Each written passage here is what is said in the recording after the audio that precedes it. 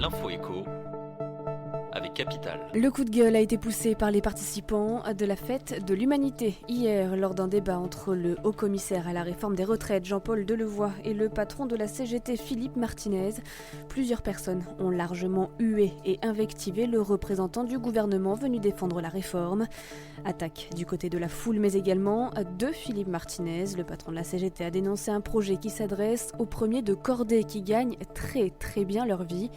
De son côté, Jean-Paul Delevoye a défendu une réforme nécessaire. Nous avons 42 régimes de retraite, ce qui pose un problème d'équité.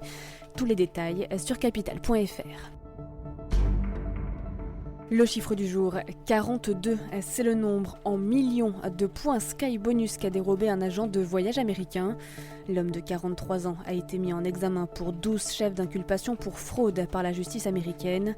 Il est soupçonné d'avoir volé 42 millions de points Sky Bonus en 13 mois à la compagnie aérienne Delta Airlines, soit l'équivalent de 1,75 million de dollars.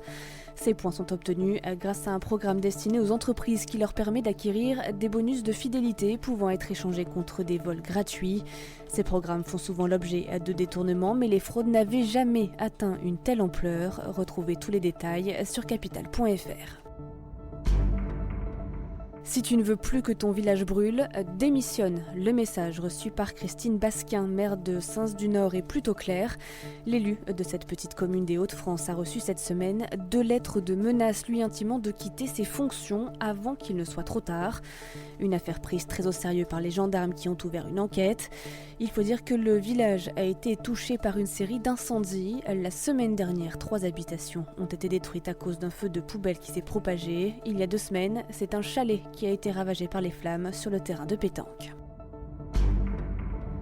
On termine avec Brad Pitt qui vient à la rescousse du rosé français. Alors que le président Donald Trump menace régulièrement d'instaurer des taxes supplémentaires sur les vins de l'Hexagone en représailles à la taxe GAFA, l'acteur a estimé que l'on boira toujours du rosé aux États-Unis. Dans une interview au journal du dimanche, Brad Pitt s'en est directement pris au président américain, estimant que Donald Trump représente une menace bien plus importante sur des questions tellement plus graves. L'acteur américain pourrait être directement concerné par la taxation du rosé français. Il est lui-même producteur grâce à son domaine de Miraval situé dans le Var. C'était l'info écho avec Capital.